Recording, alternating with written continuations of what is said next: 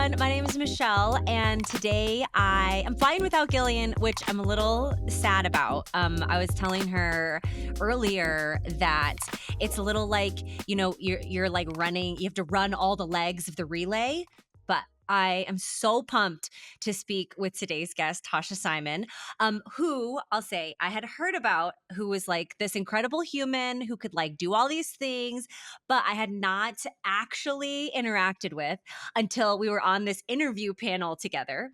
And I don't know, dear listener, how many interviews you do on a regular basis, but usually you're, learning about the person that you're interviewing, not the person who's conducting the interview with you. However, Tausha is so effervescent. I just felt like I feel like I could gush here a lot about how thoughtful her questions were, how her responses were so kind, that she was so active with her listening and making people feel seen, just everything. So we do a few rounds of these interview. I'm having a nice time. And then, like, I think our last series together, you like casually drop that you're a mom to a 10-year-old son who has nonverbal autism.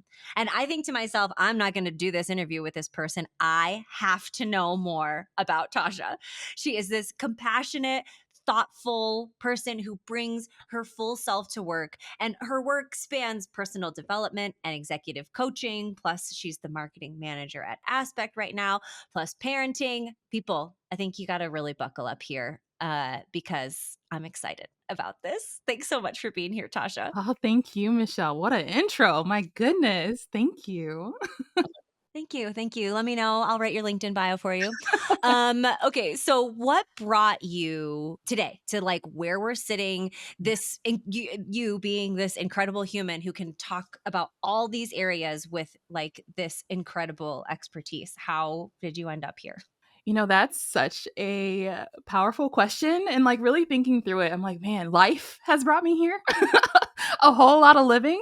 And, not really like a vision board or like a pure on plan of what I should be. It's just like with different experiences in my life, it's required me to slow down and really listen and like uncover aspects of my experience with like my family, with my workspace, and through uh, understanding different disciplines and identities, it's like the more I can show up and better serve those that I'm with. And so, parenting a nonverbal son, and also a very expressive daughter, by the way, I have two kids.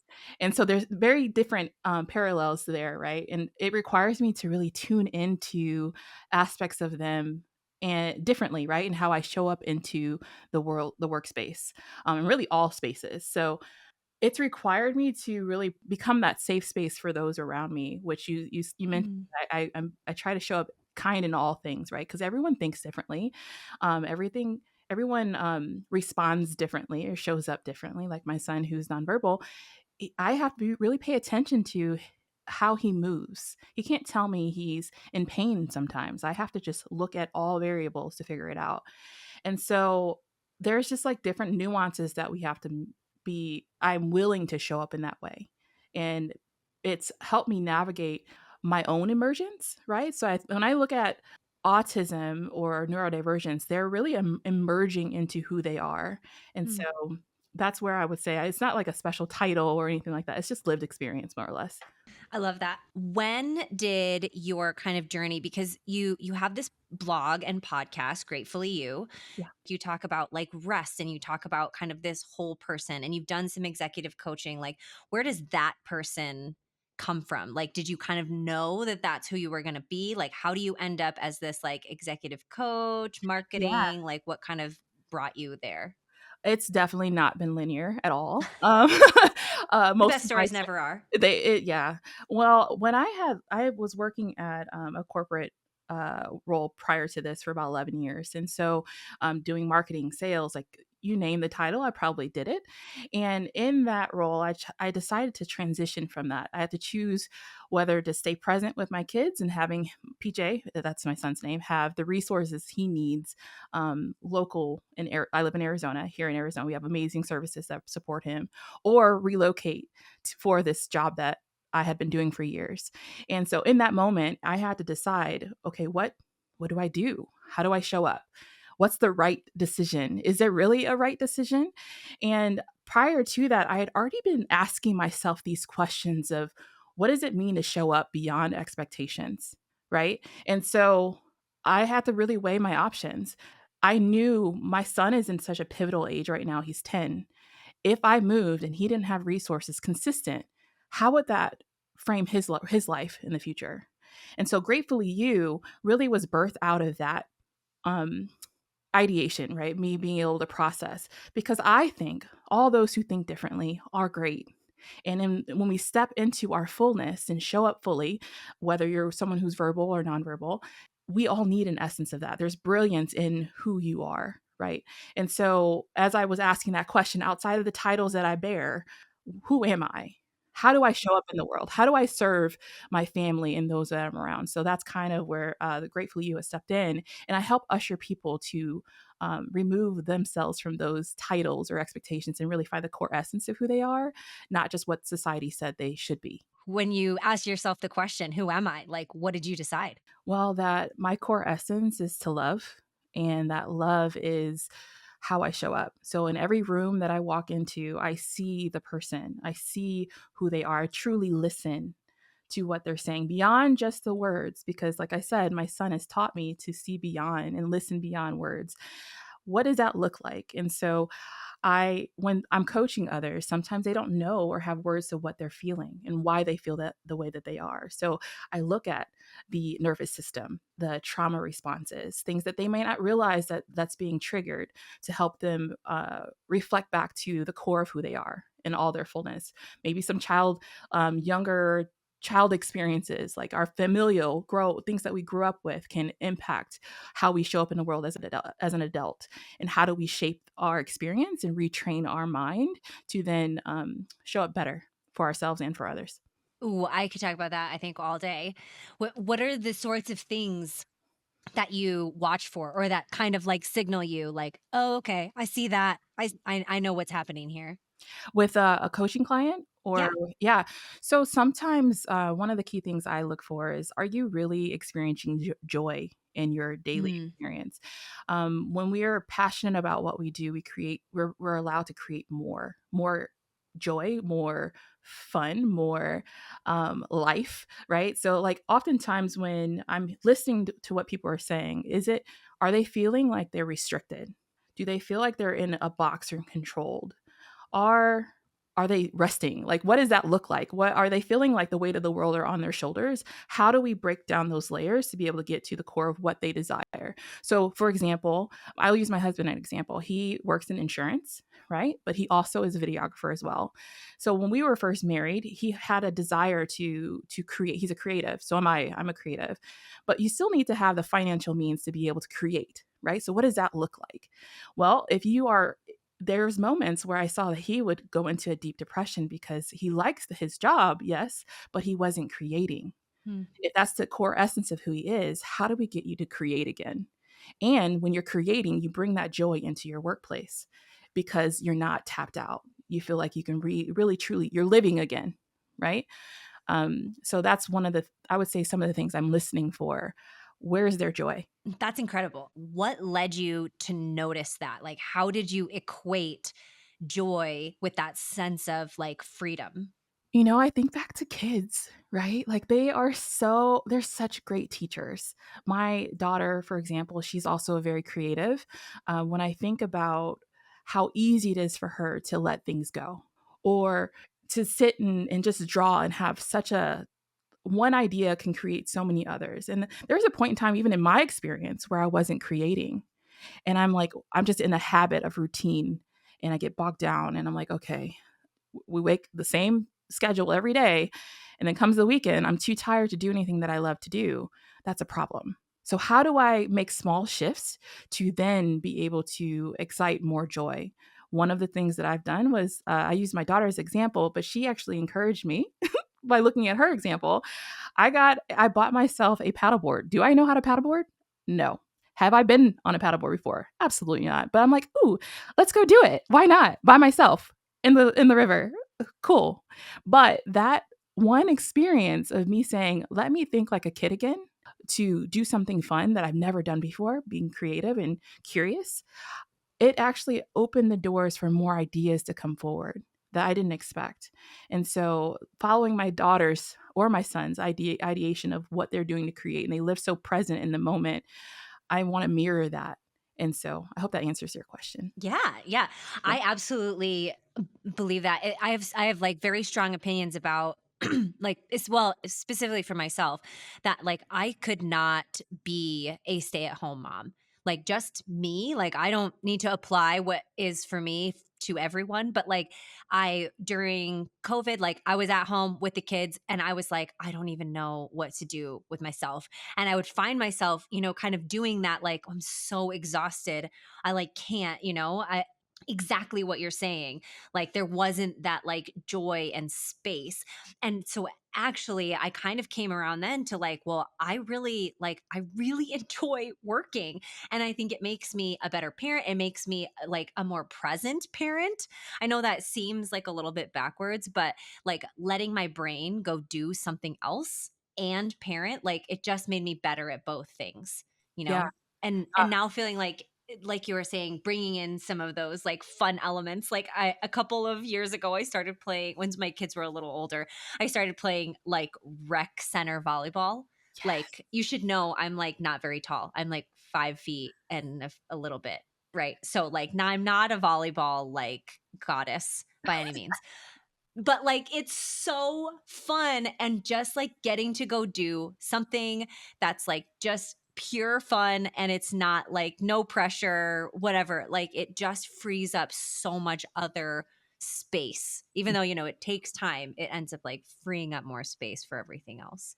Yeah, it reduces the noise, I think, of like our constant thinking if we're present in theta, right? If you're focused in the moment on what it is, whatever you're doing, that it allows you to breathe a little deeper, right? I sleep better. I just started reading a book recently. I haven't read fiction in years, and I often lead into inspired action, like whatever it is that's in that moment. What am I doing this week that's going to inspire me, right? Even on a small daily level. Maybe it's reading for 10 minutes, that's something creative, or drawing or writing or blogging or whatever. It creates more capacity to get our wheels spiraling, right? And then also I ask a lot of questions. So when I'm asking myself questions, I'm going to research and then more ideas come, or talking to new people. It's so expansive. And so just FYI, I'm on a new kick of pickleball. I want to learn how to play that because I used to play volleyball back in the day, but I'm like, ooh, pickleball sounds fun. It's like a new like phase or Oh fad. yeah. So, I mean, Michelle, come on over to Arizona. Let's go play. Let's go. I'm in. Yeah. I don't know. My roommate in college played tennis and she tried so hard to teach me because I liked racquetball and she was like, "Mm-mm, this is not for you." So she was a great teacher too, totally not on her. Anyway, Hilarious. we could learn it together maybe. Yeah, for real. I do want to highlight something you said earlier about emergence. Can Yeah. you talk a little bit more like why that word? Why do you feel like, I feel like we talk in society, us collectively talk a lot about neurodiversity, like that word has kind of entered our lexicon. But you're saying you want to think about it as emergence. How does that come about and what do you mean? Yeah. So, absolutely. This is a new thought pattern that's kind of come forward over the last year, and really in an observation of my son, and really thinking about my own journey of becoming, right? So, when I think about neurodivergence, it feels like it's a very powerful word. We can all relate. We know what it means. It does mean difference. But in many spaces, it centers around the idea of deviation, that Mm, something's not right, or in how you feel or think or do, and everything else is the exception, right? So emergence is really about, well, to me, feeling it feels truer. It feels like I'm coming to an arrival of who I am because it's unfolding, right? So when I look at my son firsthand, does he have some words? Yes. It's constantly it's almost like we're cracking him open to expand into his essence, and him being at a safe space to be able to allow himself to be. When I let go of expectations of what I thought he should be, he began to expand more. and more and more. And that is a big journey. I think a lot of parents, for people who are on the spectrum, kind of explore. There is a level of grief that you go through, assuming that your child would be this, and this, right? But when I let go of that and let go of the terminology, and I focus on how he's just expanding and almost like a butterfly, right? Cocooning and then transforming, how I can relate to him personally. We're all emerging. We're all going through different parts of our lives that we're learning and growing and developing, just at different rates and speeds, different tonality, right? And how we're speaking or expressing. Um, and so that's what I think about. And how does that expand into like our workforce? How are each person that we're working with emerging into their learning, like uncovering who they want to be every day? I think once we set someone at a standard of who we think they are, we limit our mental capacity of understanding what they can be and what they can become. Absolutely. How do you encourage it at home with your son, that like safe space? Let's crack open a little bit more. And how has that taught you like, oh, I'm gonna mirror that at work in this way? Yeah, that's a good question. We've practiced a lot of different things with him. One thing for certain is with my son, we have a team. I cannot be his only person to support him. And someone who, when you're oftentimes when you're early in the age of going through the diagnosis process, parenting can feel like, I don't want to get my kid diagnosed. I don't want a title or a label. But the reality of it is that if I hadn't stepped forward and said, something's going on, I want to help support him, I want to help him find his voice, whatever that voice looks like. I started developing a team around him through his therapist, and we worked through a plan together to be able to support him. And so when I think about emerging for what some of the tools that we work through is he considered nonverbal? Yes. Does he have words? He now has a couple. Does he speak and communicate the way you and I do? No, but I allow him, I ask him questions, and I speak to him as if he does know what I'm saying. And he does. He's a very smart boy. And so I meet him where he's at. And if it's a challenge and I see the nonverbal frustration, sometimes it's sensory seeking, then I honor that. I give him what he needs. I give him the words to ask me so we can practice that. And when I think about that going into the workforce, what does that look like? And creating space for others to be able to share their needs. I think of psychological safety. Like, how do you help someone feel safe enough to be able to express their needs? Well, one, coming from a place of curiosity versus judgment. So when I notice that someone's gotten a little quieter or they seem a little bit stressed, I don't know if it's work related. I don't know if it's personal. I don't know what it is, but I care. And if I am able to show up and ask them, hey, how's it going? Do you need anything? How can I help you? Again, asking those questions and curiosity, and then meeting them where they're at and truly showing up. Because you can ask a question and be like, oh, they got it. They'll figure it out. That's not that's not true empathy. And when I think about being the example, I think of Mahatma Gandhi, be the change you want to see in the world, right? So if I show up vulnerably, others will then show up vulnerably and then share with me more about what their experience is. So meeting them where they are, for a long answer to your question. But I think it's so both things, right? That safe space and the actual question, because I feel like you probably get a very different answer because of just like, I think the way you carry yourself and your presence when you say like, "Hey, did you need anything? How are you doing?"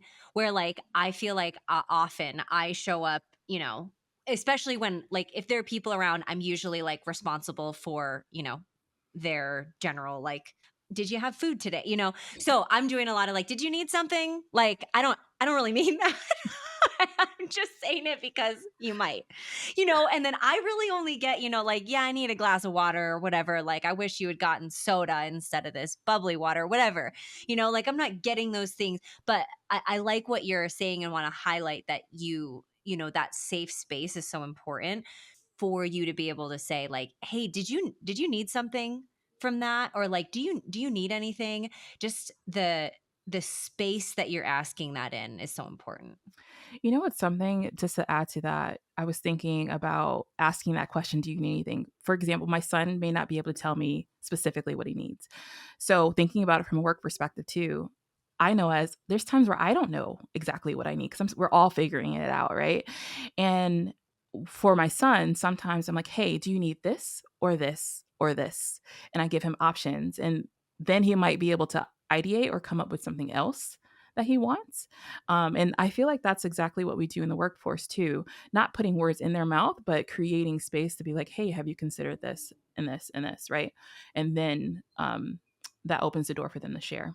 Our friends at the Glinda Group, Jordan Birnbaum and Laura Martin, they say that like Michael Jordan doesn't know what it's like to not be Michael Jordan. So like I think about like DK, who we both work with. I had this conversation where I was like, did you know that like writing that email that takes you half an hour because you want it to be like dead on, you got to say all the right things. Like, I don't do that. That's going to take me less than 5 minutes. And he's like, mind blown. Like, I had no idea. Like, I think what you're saying there with like offering options, saying like, did you know that this, like, there's another way, like we only know who we are. We only know that like, this is what I was supposed to do. This is X. And then having someone with a different perspective say like, oh, did you know, like, have you thought like, did you need this? To be like, oh, I didn't know I could ask for that. Yeah, absolutely. Absolutely. I agree. I feel like it is a bit buzzy, obviously, like I was saying, the word like neurodiversity. It's a little buzzy to talk about and talk about, this sense of, honoring that in the workplace. So, from your perspective, what are we missing when we think about actual belonging, like creating an actual safe space? Because I think sometimes we think about like, oh, you just need like a computer monitor maybe that shows up differently, right? Like those are not necessarily the things that create a safe space. So what are we missing here? Yeah, that's a good question because you're right that it is a little buzzy and inclusiveness is definitely we have a DEI like a workbook, policy book of what we should be doing and how do we offer this. But when I think about it from a I guess non-policy perspective, it's just how we show up. And I think it starts with our leadership first, Mm. creating that or showing up vulnerably and expressing yourself and being able to truly listen, right? Um, that opens the door for people to feel comfortable.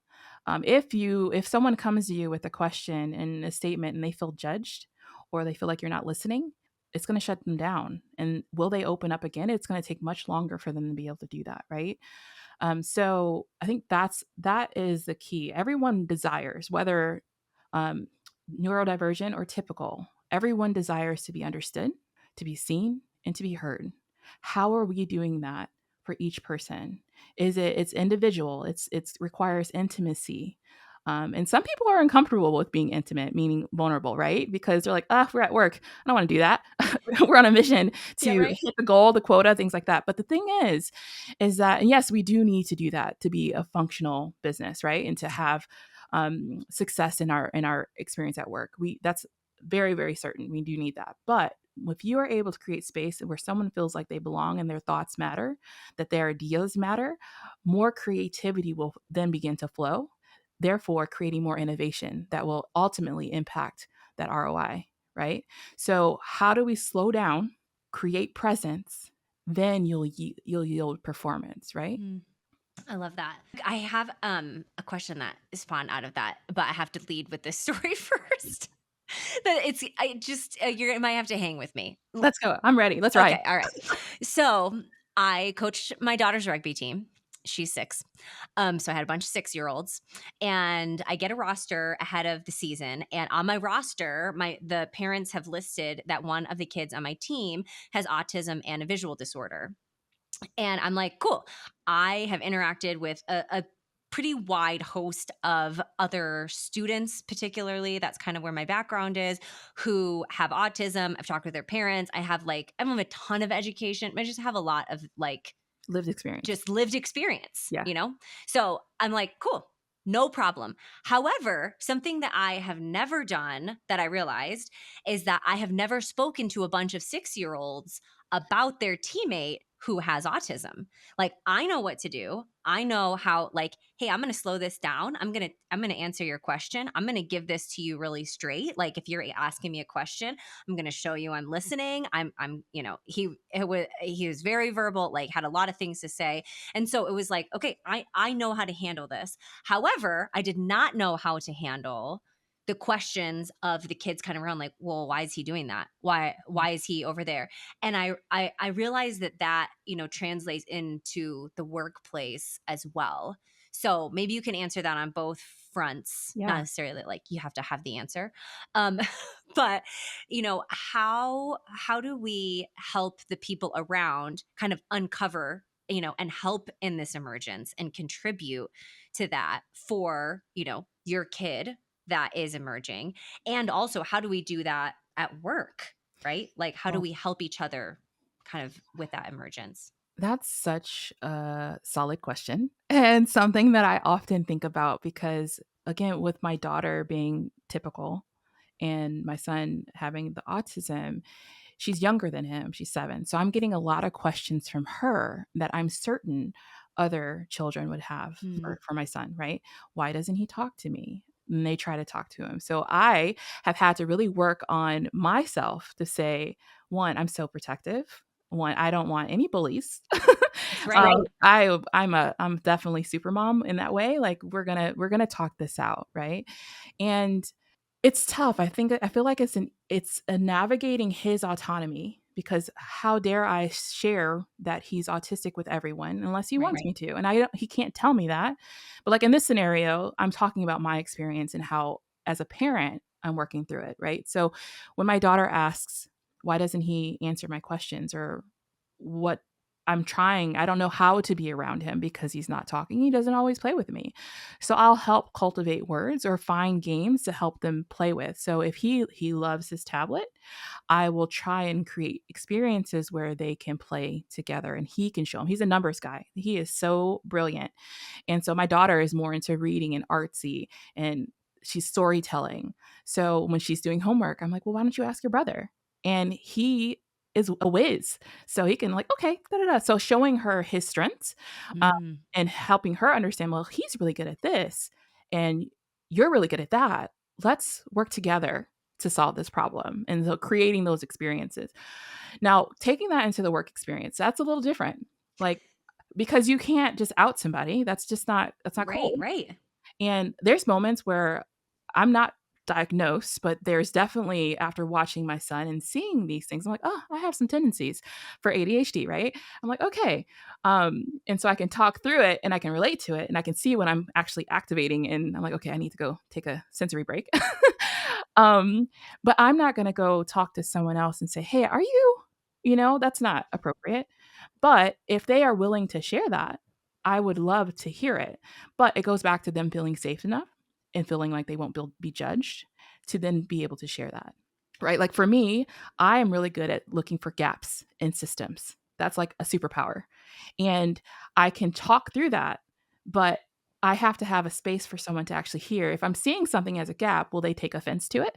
Mm, Will they think that I'm trying to tear down whatever process that they're making? It's all in delivery, right? And so being mindful of how we share, asking questions is the best way to do it, but from curiosity, not for ill intent or judgment, but holding that space of like, hey, I see you. How can we do this together? And if you're not understanding the question or their answer, ask again. Like, hey, or repeat. This is what I'm hearing. Is this what you mean? And then go back to trying to find a resolution. So that's how I would approach it at work. Just creating again that safe space, slowing down because sometimes another thing. Sorry, I'm on a tangent here, but we process things different. I'm a visual person, so is my son. I can hear all day, but I love to write and see, and I need both. So learning how our partners or teammates like to communicate. That's one of my first things I like to ask. So, what's your preference? Do you prefer me to send you a message? Do you want me to send you on Slack, or do you want me to send you a meeting invite? Like, what helps you flow best? And trying to accommodate according to that need. Yeah. And I think there's so much nuance there, right? When it's like you and me one on one, easy to create a safe space. I think where there's so much, for me, like question mark, if we're really making a safe space at work for emergence. When we're in our team meetings, right? And everybody's on Zoom, and, it's like, what did that person just say? Mhm. Like, can we say that? We can't say that. I think it's those moments where, as leaders, right? How do leaders recognize that, make an adjustment, and then have that conversation? And also, how do we as teammates kind of see that and continue to build that, like, safe, like, I Mhm. know you said that. I'm pretty sure I know what you meant. Yeah. Like, I can hang, essentially. Yeah, I think about, especially in public, with there's multiple people, that's a little bit more delicate, right? So if someone's writing something in the Slack channel, like that, you acknowledging them on the spot, probably not appropriate, right? So if you were to go off and do a one-on conversation and show them why it's not appropriate, explain to them, talk them through the scenario, and ask them questions. Well, how do you think this person would receive that, and why? And sometimes that's just the gap with it. It's not connecting the dots of how my words impact the others in the community. With PJ, we run into that too. He wants it his way now, all the time, and or a part of his stemming is he'll watch the same show over and over and over again. Well, mommy is sensory overload. I do not want to hear that on repeat. So how do I create space for him to go? I'm like, okay, you can go over here and watch that, or you can watch this 2 times. We're not going to watch that all day, but I'm going to give you a little to get a little. And so from a workspace perspective, is too, like, how can you accommodate, but also educate you? Sometimes you need to over communicate in the way that they receive of why this and this is inappropriate, but showing alternatives like, have we considered this? Let's do this and this. Since your superpower is spotting the gap, right? Like, where do most companies or leaders kind of fall short in actually creating a space that does feel safe for emergence? I think it starts in your one on ones with your leadership. I'll share an experience that I had at a previous company that really opened my eyes on how open I was. She was probably like the catalyst of me being all of me at work. Because there was a point in time where I felt like I needed to fragment. I need to show up this way at work. This is how it is. It's like we got to, produce, produce, produce. But then I was always so tired and burnt out. Well, in this scenario, this is during COVID, when everyone had to get shots. And I was like, I don't think that I should be made to get a shot. Right. And I was scared to tell her that because, again, it's opposite of what the corporation was asking for. And when I shared that, it was her empathy in hearing me and Hmm. sharing a view of what she was feeling too. She was safe enough to share with me what her experience was, like vulnerable. Maybe it wasn't what was supposed to be said, but I respected her because she heard me. She heard my concerns. Did it change the outcome? No. I still had to do it, which I still am like, oh, that sucked. But still, it was being able to hear her hearing me. And then every time after that, there was still a nervousness because she was an executive role. There was always a nervousness of sharing a piece of me and how I was going to be received. But every time I exercised that muscle, she showed up. So, as a leader, when someone's coming to you, how are you showing up? Knowing that in their world, if they're sharing something difficult that they feel unsure about and how they share it, if you're able to really lean in and show up with compassion, you're exercising and building that muscle across that companionship, right? Across that leadership. So they'll be more willing to share those harder, difficult um, questions or ideas. Nothing's out of the I guess out of the idea of what they can share, right? Nothing's out of the box because you're able to create space for them to share it. How did you spot her? Or maybe you didn't, and you just went for it. How did you spot her as, like, a safe person? I didn't know that, honestly.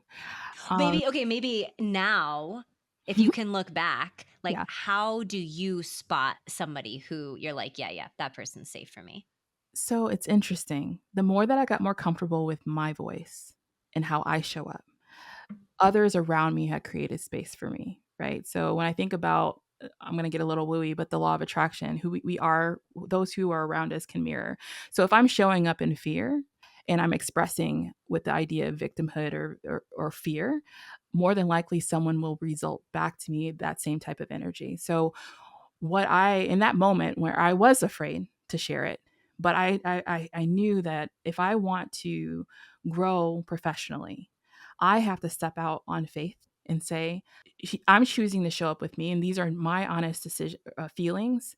How she responds is how she responds, but I'm going to still share it, and then we're going to keep moving. Because then after that, I know whether or not she's someone I would go to again, right? Yeah. And everybody deserves a chance, you know? That fear of not being received is always going to be there. But how do we dig deeper and we really stand in our power and come back into our wholeness? If I'm not showing up and asking those questions, then I'm fragmenting myself again. When I go back to GreatFully You, I talk about standing in your power, standing in your wholeness. It requires us to dig deeper and ask those questions and to show up even in the most uncomfortable time. But if you just a little bit show up, you're going to continue to build that muscle every time, showing up more and more of yourself. And then your surrounding environment will reflect that. Mm. I love that. I love that shift in the way you're thinking, that it's not like I'm going to make sure I'm safe first, but instead it's like I'm actually, I'm pushing, I'm developing the muscle and I'm making it, Yeah. my space. I like that. Well, it kind of goes back to Mahatma Gandhi, right? When he talks about be the change you want to see. That was like mirrored in me. If I show up this way, more people will show up that way. Show up in love, show up in compassion. Okay, so we've had this great conversation. Now, what can we do as the listeners and learners from, your incredible experience? What would you say is a meaningful way that a leader could better support a neurodivergent and emerging team member? Hmm. It's not the grand gestures, right? It's those small ones, right? I had mentioned listening beyond their words, paying Mm. attention to whether or not their screen on the video is turned off on their phone. Is it consistently? Are they not sharing their thoughts throughout their team meetings? Don't call them out on the team meeting. Have a conversation separately. Encourage the space where they can then begin to share. Asking and building team camaraderie, somehow curating where there's someone else on the team where they feel safe to talk to. Because if you have more than that more people on the team that's embracing them, they're going to be able to like more comfortable sharing, right, their experience. So creating space, being patient, slowing down, because again, processing disorders, sometimes it takes a couple times to hear what you're saying to really get the depth of what you're asking for, and allow for mistakes. If people make a mistake, I think that it's a learning opportunity. Don't beat them up for it. Show them how to get better and teach them how to learn that process of so they don't make it again, right? Um, I think that would be the key. Yeah, I think that would be the key. Just remembering that as a leader, your job is to make people feel safe around you. Hmm. And then what would you say for an individual? Like, how could you start, sort of like you were talking about, like carving out that safe space for you to advocate for yourself? Yeah. So, like I said, that fear is real, right? If you've experienced things in the past where you felt like you're too much or your ideas are difficult or whatever story that you've been told in other experiences or the stories that you tell yourself, again, it goes back to exercising this muscle. This is something that I've had to do over the years is when I've had that negative, like deflating thought, I'll, I am not just my thoughts. So if I have the thought, I'll say, shut up and say, and like retrain my thought. Okay, well, let's think this through. This isn't dumb. You can feel that, feel the emotion, show up in the emotion, but don't let it rule you. Mhm. Right. Our ideas and creations, our bigness, our too muchness create space for depth, for vision, for innovation, and really just possibility, right? So if we are able to dig a little bit deeper into who we are and take that leap of faith, that you become the catalyst for change. And really, your needs become the blueprint of that change, right? And so I think about all these major companies who just started with an idea. They had to think big. They had to go on a limb that think iPhone. We didn't who would have thought a smartphone would be so normal now back then, right? And it took that spark, someone being brave enough to say it, to show up, and then to several others to just listen and then to add on. just knowing that's leadership, being able to step out on that faith and know that your ideas matter, your thoughts matter, your words matter, your existence matters. And honestly, one more thought. If you're too much for a room, perhaps that room wasn't designed for you. And that's okay. It's okay to shift and change, but you have to start back with knowing who you are and what your desires are. And that kind of swings back to that joy that we talked about earlier. When you're sitting in your essence of joy, knowing what you love to do, how you show up, when you have those ideas of freedom, where you feel the freest, find spaces that allows you to feel free. I love that. That's a bar right there. If you're too much for a room, maybe that room is not for you. I love that. I was going to ask you another question, but I want to end there because that is chef's kiss. Awesome. It's amazing. Thank you, Michelle. This is fun. Thank you. Thank you so much. Thanks for everything and just being like honest and open and yourself and just sharing all that with us. I just love it so much. So excited. Thanks for being willing to jump on with us. Yeah, I appreciate you guys. Thank you for the time. Thanks for listening to Futureworks. If this conversation sparks something for you, or you know it will spark something for someone that you know, either as a parent or a leader or just someone who is kind of walking through that emergence, please share this episode. You can learn more about Tausha and her work at GreatFully You. So it's great, FULLY, GreatFully You, and find her podcast, GreatFully You, wherever you're listening to this podcast. Be sure to subscribe, follow along for more episodes of Futureworks.